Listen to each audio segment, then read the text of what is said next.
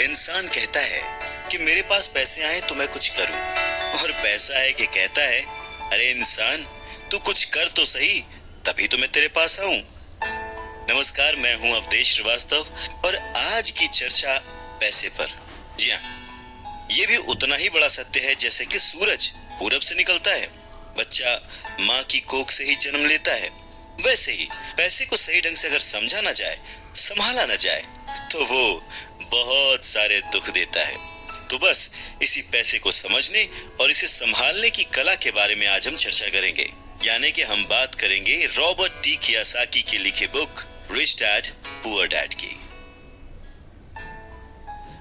इस किताब के इंट्रोडक्शन में मैं कुछ और बात कहूं, उससे पहले मुझे डॉक्टर एड कोकेन की एक बात याद आती है। लिखते हैं कि रिच डैड पुअर डैड अमीरी का शॉर्टकट नहीं बताती, ये सिखाती है कि आप पैसे की समझ कैसे विकसित करें, किस तरह से अपने पैसे की जिम्मेदारी निभाएं और उसके बाद किस तरह से अमीर बने। तो चलिए शुरू करते हैं। दोस्तों, जब भी बात जिम्मेदारी की आती है तो नाम याद आता है उस शख्स का जिसने जिंदगी में कितनी भी ठोकरें खाई हो, कितना भी दुखी रहा हो, पर हमारे हिस्से के गम लिए और अपने हिस्से की खुशी हमें दे दी। पिता। जेब खाली हो फिर भी मैंने उन्हें मना करते नहीं देखा। जेब खाली हो फिर भी मैंने उन्हें मना करते नहीं देखा। अरे मैंने अपने पिता से ज्यादा अमीर इस दुनिया में कोई इंसान नहीं देखा।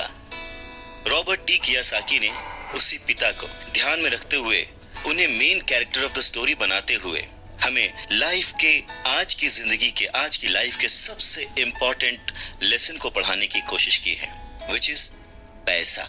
जी हाँ, हम बचपन से लेकर जवानी तक सिर्फ मार्क्स के पीछे भागते रहते हैं। हमारा जो एजुकेशन का पैटर्न है, पढ़ाई का तरीका है, हम बचपन से सिर्फ यही सुनते आए हैं कि पढ़ो पढ़ो पढ़ो और पढ़ो, और एक लेवल तक पहुंचने के बाद, एक एज तक पहुंचने के बाद डिसाइड करो कि अब क्या करना है।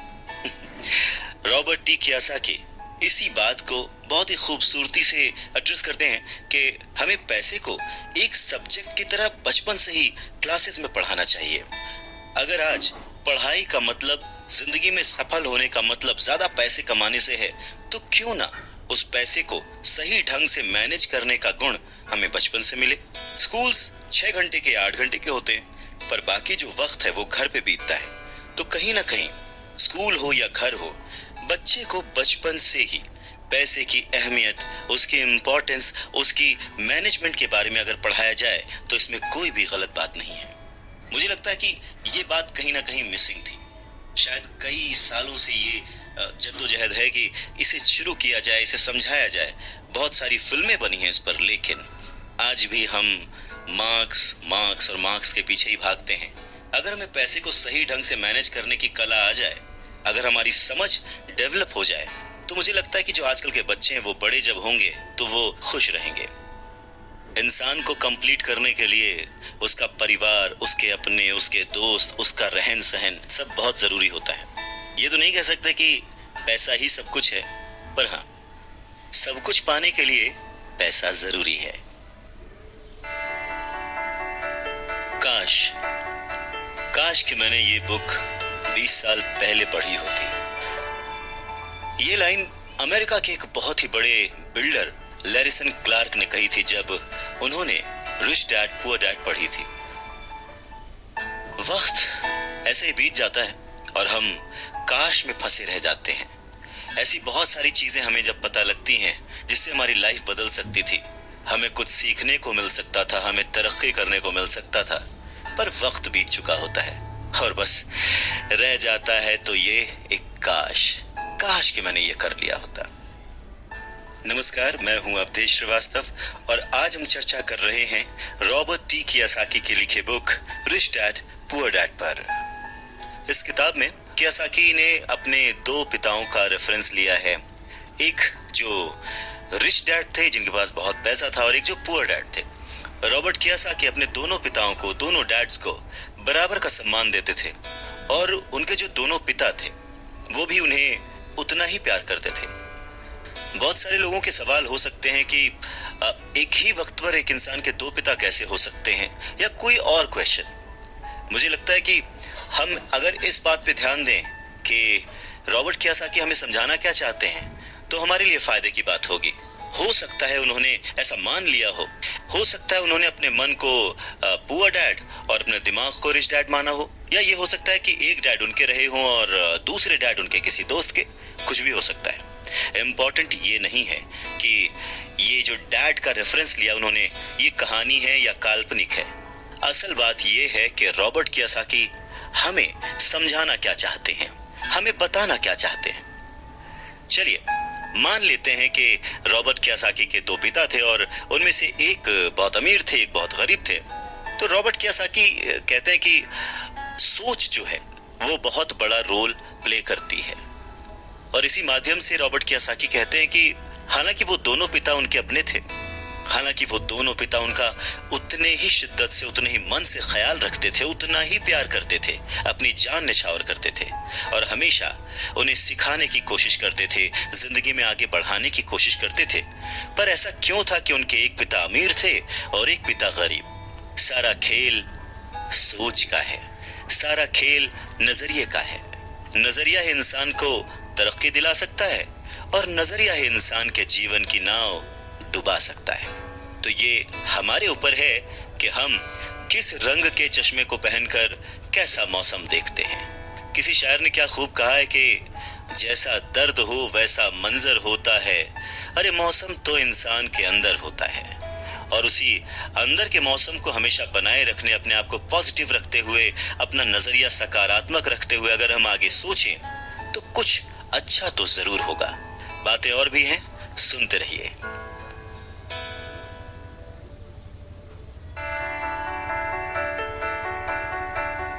गरीब और मध्यम वर्गीय लोग पैसे के लिए काम करते हैं, पर जो अमीर होता है उसका पैसा उसके लिए काम करता है। नमस्कार, मैं हूं अवधेश श्रीवास्तव और आज हम चर्चा कर रहे हैं रॉबर्ट टी कियोसाकी की लिखी book rich dad poor dad पर। स्कूल जाओ और मेहनत से पढ़ो, ये जो लाइन है याद करिए, बचपन में हम सब ने सुना है और एक बार नहीं कई बार सुना है। रिश्तेदारों से, घर वालों से, टीचर से, हर एक से, स्कूल जाओ और मेहनत से पढ़ो। एक वक्त तो ऐसा लगता था कि बस पढ़ते रहो पढ़ते रहो पढ़ते रहो, पर जैसे जैसे समझ आगे बढ़ी एक सवाल मन में घर करने लगा, आखिर हम पढ़ किस लिए रहे हैं? देखिए, स्कूल जाना और पढ़ाई करना ये बहुत ही अच्छी बात है, लेकिन अगर कोई काम किया जा रहा है तो वो किस वजह से किया जा रहा है ये जानना भी उतना ही जरूरी है। अपनी पढ़ाई पूरी करने के बाद हम सबसे पहले जॉब ही ढूंढते हैं ना, ये सोचकर कि जॉब मिलने पर हमारी सारी प्रॉब्लम्स दूर हो जाएंगी, पैसे मिल जाएंगे, हम घर बना लेंगे, गाड़ी खरीद लेंगे और जो भी जरूरतें हैं पैसे से जुड़ी हुई वो सब पूरी कर लेंगे। पर ऐसा होता नहीं है। बहुत सारे लोग अच्छी जॉब और बहुत ही अच्छी सैलरी होने के बावजूद खुश नहीं होते। वो अपनी जरूरतें पूरी नहीं कर पाते, बहुत ही मुश्किल से घर का खर्च चला पाते हैं, पर वो लगे रहते हैं इस उम्मीद में कि शायद अगले साल फिर से इंक्रीमेंट होगा, पैसे बढ़ेंगे और उन पैसों से हम अपनी जो जरूरतें हैं जो पूरी नहीं कर पाए हैं उन्हें पूरी कर लेंगे। और वो और ज्यादा मेहनत करते हैं प्रमोशन पाने के लिए। पर वक्त के साथ साथ हमारी जरूरतें और हमारा लालच बढ़ने लगता है। पहले तो पैसे के बिना रहने के डर से हम बहुत मेहनत करने लग जाते हैं, और उसके बाद जब हमें सैलरी मिलने लगती है तो हमें लालच और ज्यादा पाने की इच्छा जाग जाती है। और चूहे बिल्ली के इसी खेल में हमारी जिंदगी का भी एक पैटर्न बन जाता है। ज्यादा मेहनत करो, ज्यादा पैसे कमाओ, ज्यादा पैसे कमाओ, घर का खर्च चलाओ, पैसे खत्म, फिर ज्यादा मेहनत करो, और ये जो विशिष्ट सर्कल है ये चलता रहता है। और इसी सर्कल में हम गोल गोल गोल गोल घूमते रहते हैं। अगर हमारे पास ज्यादा पैसे आ भी जाएं तो भी हमें इस विशिष्ट सर्कल में घूमने की आदत पड़ जाती है। हमें डर और लालच पर काबू पाना सीखना बहुत जरूरी है, क्योंकि अगर हम अमीर बन भी गए तो इन आदतों की वजह से हम हमेशा डर के साए में रहेंगे और अपनी जिंदगी को एंजॉय नहीं कर पाएंगे। पहले के जमाने में शिक्षा एक जरिया थी लोगों की पर्सनैलिटी डेवलप करने का, और आसपास के हर विषय में उन्हें जानकारी देने का। पर वक्त के साथ साथ पढ़ाई का लक्ष्य, उसका गोल बदल गया। पढ़ाई का मकसद रह गया बड़े होकर अपनी जीविका चलाना, ब्रेड एंड बटर कमाना। और इसमें कुछ गलत भी नहीं है।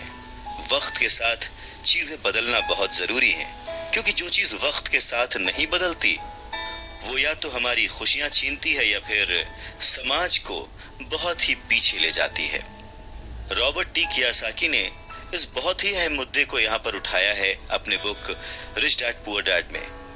क्या खूब कहा है कि बचपन से ही अगर हम बच्चे को मनी को एज अ सब्जेक्ट बच्चों को पढ़ाना शुरू करें, उन्हें ये समझाना शुरू करें कि उसे कैसे मैनेज किया जाए, तो बड़े होने पर बच्चों की बहुत सारी प्रॉब्लम्स अपने आप ही सॉल्व हो जाएंगी।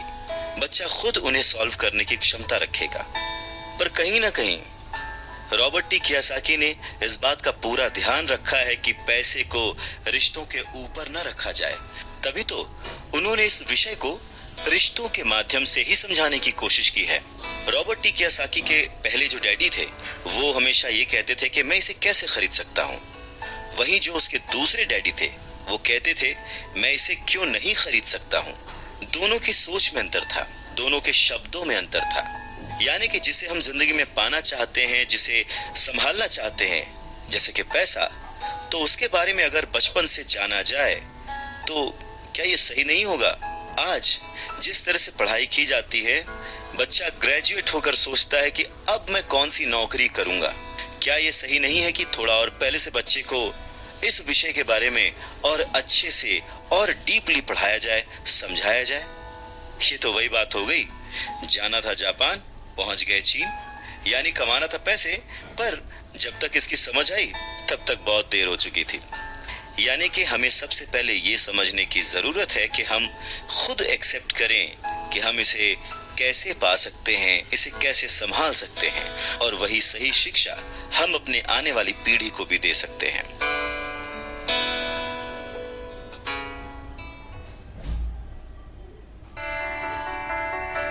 अगर दिल्ली जाना है तो टिकट भी दिल्ली का ही लेना पड़ेगा।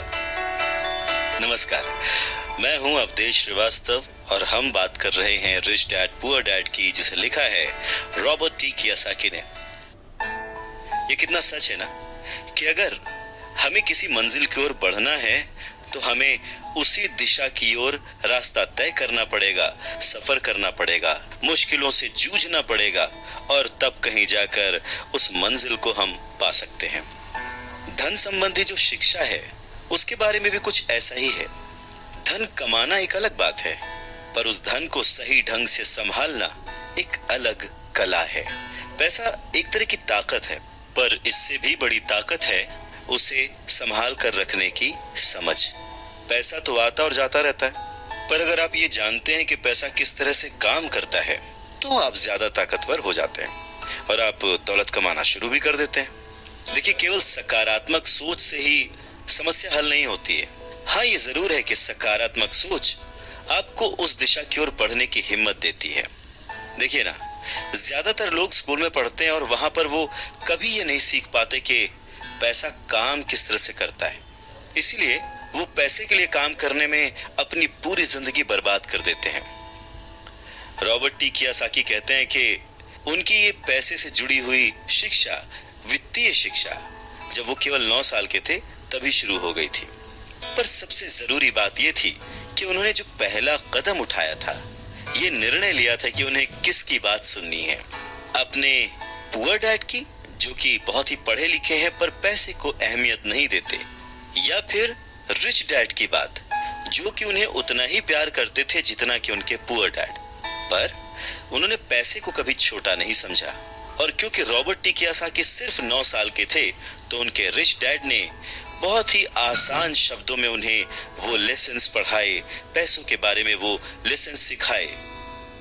जी हाँ, हम किससे सीख रहे हैं, किसकी बात मान रहे हैं और किसे अपना मार्गदर्शक चुन रहे हैं, ये बहुत जरूरी है। क्योंकि जो हमें गाइड कर रहा है, अगर उसका नजरिया ही अलग है तो वो आपको सही मंजिल की ओर नहीं पहुंचा पाएगा। रॉबर्ट टी कियोसाकी के दोनों ही डैड्स, रिच डैड और पुअर डैड, उन्हें उतना ही प्यार करते थे, पर सिर्फ नजरिए की वजह से रॉबर्ट टी कियासाकी ने अपने रिच डैड की बात सुनना प्रेफर किया। रॉबर्ट टी कियासाकी कहते हैं कि जब तक उनके रिच डैड रहे, उन्होंने पूरे लाइफ में सिर्फ 6 ही लेसन उन्हें सिखाए, और ये 6 लेसन उन्होंने अपनी book rich dad poor dad में लिखी है, जो कि एक बच्चा भी समझ सकता है। सबक नंबर 1, अमीर लोग पैसे के लिए काम नहीं करते। सबक नंबर 2, पैसे की समझ क्यों सिखाई जानी चाहिए। सबक नंबर 3, अपने काम पर ध्यान दो और अपने काम से काम रखो। सबक नंबर 4, टैक्स क्या है उसे समझो और कॉरपोरेशंस की ताकत। सबक नंबर 5, अमीर लोग पैसे को जन्म देते हैं। सबक नंबर 6, पैसे कमाने के लिए काम ना करें, सीखने के लिए काम करें।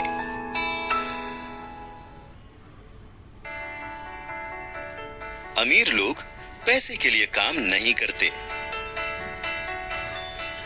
नमस्कार, मैं हूं अवधेश श्रीवास्तव और हम चर्चा कर रहे हैं रिच डैड पुअर डैड की।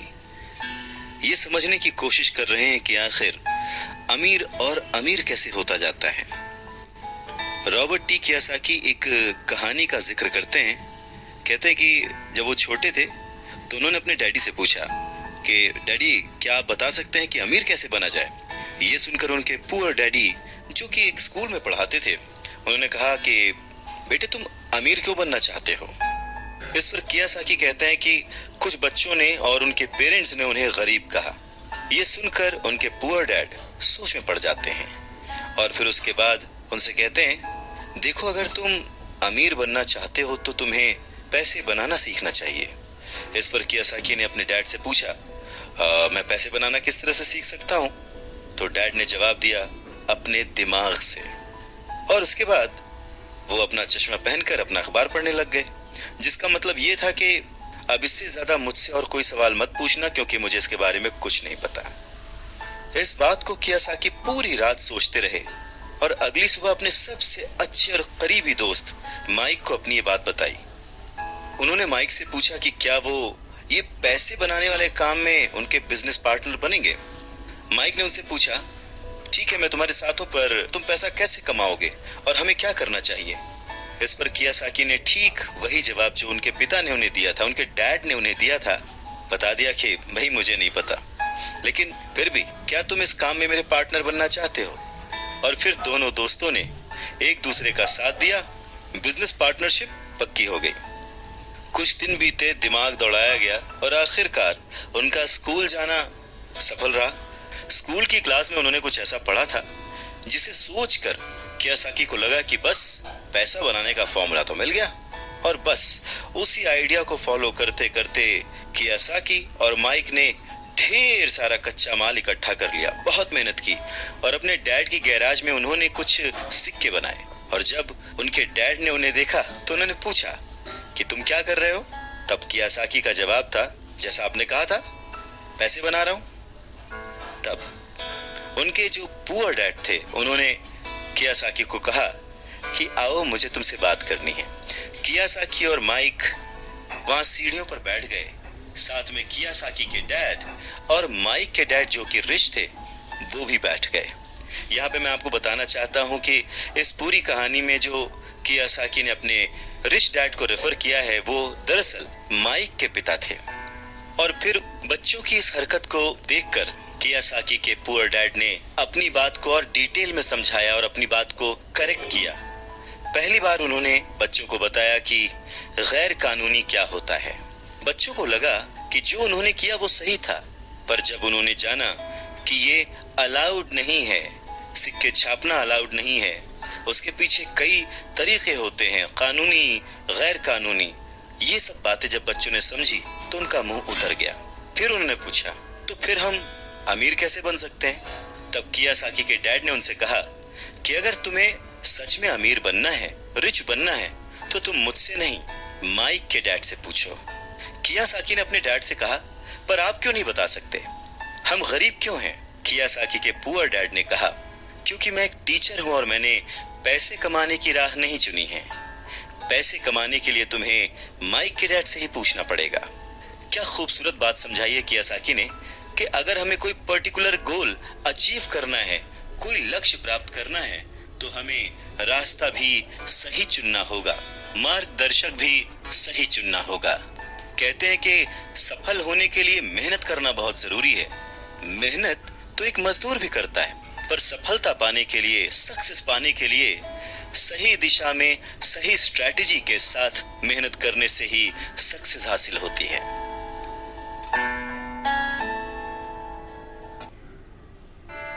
अमीर बनना है तो कम समय में डिसीजन लेना सीखो। नमस्कार, मैं हूं अवधेश श्रीवास्तव। रॉबर्ट टी कियासाकी के पुअर डैड ने उन्हें कहा कि उन्हें उनके फ्रेंड माइक के डैड से पूछना चाहिए कि पैसे कैसे कमाए जाते हैं, सक्सेसफुल कैसे हुआ जाता है। तो रॉबर्ट टी कियासाकी ने और उनके फ्रेंड माइक ने यह डिसाइड किया कि वो अपने रिच डैड से ये बात जरूर पूछेंगे कि अमीर कैसे बना जाए, पैसे कैसे बनाए जाए। रॉबर्ट टी कियासाकी ने अपने रिच डैड से पूछा कि क्या वो उन्हें पैसा बनाना सिखाएंगे। इस पर उनके रिच डैड ने एक शर्त रखी, और शर्त ये थी कि वो बच्चे उनके साथ काम करते हुए सीखेंगे, न कि क्लास में बैठकर लेक्चर सुनते हुए। उन्होंने कहा कि मेरे पास इतना वक्त नहीं है कि मैं तुम्हें क्लास में बैठकर पढ़ाऊं और जिसका तुम कोई प्रैक्टिकल इस्तेमाल ना कर सको। इस बात को सुनकर रॉबर्ट टी कियासाकी और माइक थोड़ा सा कंफ्यूज हो गए। वो समझ नहीं पा रहे थे कि उन्हें हाँ कहना चाहिए या नहीं। उन बच्चों की कंफ्यूजन देखकर उनके डैड ने उनसे कहा, अगर जिंदगी में सक्सेस पाना चाहते हो, सफल होना चाहते हो, तो कम समय लेकर डिसाइड करना सीखो, जल्द से जल्द डिसीजन लेना सीखो। उन्होंने जल्दबाजी करने को नहीं कहा, पर हाँ, जितना कम समय हो सके उतने कम समय में सही निर्णय लेने की कला जिसको आती है, वो जिंदगी में हमेशा आगे जाता है। यही उनकी सीख थी। और फिर बच्चों ने डिसाइड किया कि वो खेल छोड़कर सीखने का विकल्प चुनेंगे, काम करने का विकल्प चुनेंगे, ताकि उन्हें ये समझ में आ सके कि पैसे कैसे कमाए जा सकते हैं। बस फिर क्या था, बच्चे अगले ही दिन अपने रिच डैड के पास पहुंच गए। उनके रिच डैड ने उन बच्चों को एक शॉप पर सफाई का काम दिया। अब क्योंकि उस वक्त एसी और इस तरह की चीजें ज्यादा चलन में नहीं थी, तो दरवाजे मोस्टली खुले ही रहते थे, जिसकी वजह से सामान पर धूल जमी रहती थी और इस काम के उन्हें 30 सेंट मिलते थे। इस तरह से उन्हें एकदम भी पैसे नहीं बचते थे। वो परेशान रहते थे और एक दिन उन्होंने माइक से कहा कि मैं अब काम नहीं करूंगा, या तो वो मेरी तनख्वाह बढ़ाएं या फिर मैं काम छोड़ रहा हूं। उसके बाद 9 साल के रॉबर्ट टी कियासाकी और उनका दोस्त माइक उनके रिच डैड से मिलने पहुंचे। रिच डैड के सामने बैठते ही माइक बुरी तरह से रो पड़े और उन्होंने कहा, डैड, आपने कहा था कि अगर मैं आपके लिए काम करूंगा तो आप मुझे पैसा कमाना सिखाएंगे। अपनी तरफ से मैंने पूरी तरह से, पूरी ईमानदारी से काम किया है, कड़ी मेहनत की है। इस काम के लिए मैंने अपनी खेल तक की कुर्बानी दे दी और अब आप अपने वादे से मुकर रहे हैं। आपने मुझे कुछ भी नहीं सिखाया।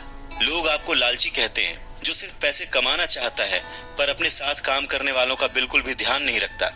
मैं एक छोटा सा बच्चा हूं और आपको मेरे साथ ऐसा बर्ताव नहीं करना चाहिए था। रॉबर्ट टी कियासाकी के डैड ने कहा, पर मैं तो तुम्हें काम सिखा रहा हूं। रॉबर्ट टी कियासाकी कहते हैं कि उस वक्त वो गुस्से में थे, तो उन्होंने पूछा, नहीं, आप मुझे कुछ नहीं सिखा रहे, बताइए आपने मुझे क्या सिखाया। कुछ भी नहीं। आपसे सीखने के लिए मैं बस चंद सिक्कों में काम करने के लिए तैयार हो गया और उसके बाद तो आपने मुझसे बात तक नहीं की। मैं आपकी शिकायत सरकार से करूंगा। हमारे देश में भी बाल श्रम कानून है, आप तो जानते ही हैं। मेरे पुअर डैड सरकार के लिए काम करते हैं। इस बात को सुनकर उनके रिच डैड ने कहा, शाबाश, अब तुम उन लोगों की तरह बोल रहे हो जो कभी मेरे लिए काम करते थे। या तो मैंने उन्हें नौकरी से निकाल दिया या फिर उन्होंने खुद ही नौकरी छोड़ दी। रही बात तुम्हें कुछ सिखाने की, कौन कहता है कि मैंने तुम्हें कुछ नहीं सिखाया। पिछले दिनों जितना तुमने काम किया, जरा सोच कर देखो, क्या सिखाने का मतलब केवल भाषण देना या बातचीत करना ही होता है? इस तरह से तो तुम्हें स्कूल्स में सिखाया जाता है, पर जिंदगी में कोई तुम्हें भाषण देकर या बातचीत करके नहीं सिखाएगा। तुम्हें उस दौर से गुजरना पड़ेगा, कठिनाइयों से जूझना पड़ेगा, अपना रास्ता खुद ढूंढना पड़ेगा और फिर जिंदगी तुम्हें सबक सिखाएगी, तुम्हें और बेहतर इंसान बनाएगी। सच ही तो है, जिंदगी के तमाम मोड़ आते हैं, ऐसे मकाम आते हैं जिन पर हमें धक्का लगता है, ठोकरें लगती हैं। हम उस वक्त परेशान होते हैं कि हमारे साथ ऐसा क्यों हो रहा है, पर अगर ध्यान से देखा जाए तो जिंदगी उस झटके के जरिए हमें कह रही होती है कि जाग जाओ, मैं तुम्हें कुछ सिखाना चाहती हूँ। पर 9 साल के रॉबर्ट टी कियोसाकी को ये बड़ी बड़ी बातें समझ नहीं आई। तब उनके रिच डैड ने एक बार फिर से कहना शुरू किया, अगर जिंदगी तुम्हें कोई सबक सिखाए तो तुम्हें उससे सीखना चाहिए, क्योंकि अगर तुम उससे वो सबक नहीं सीखते तो पूरी जिंदगी, तुम्हारी ये जिंदगी लगातार तुम्हें धक्के देती रहेगी। अपनी जॉब में रहते हुए तुम अगर उसकी मुसीबतों से सबक लोगे, सीखोगे, तो तुम एक समझदार, अमीर और सुखी इंसान बन सकते हो। पर अगर तुम ये नहीं सीखते तो जिंदगी भर अपनी प्रॉब्लम्स के लिए अपनी नौकरी, कम सैलरी या फिर अपने बॉस को कोसते रहोगे और हमेशा उम्मीद करते रहोगे कि कोई और आए, तुम्हारी सैलरी बढ़ाए और तुम्हें सुख दे, जो कि पॉसिबल नहीं है।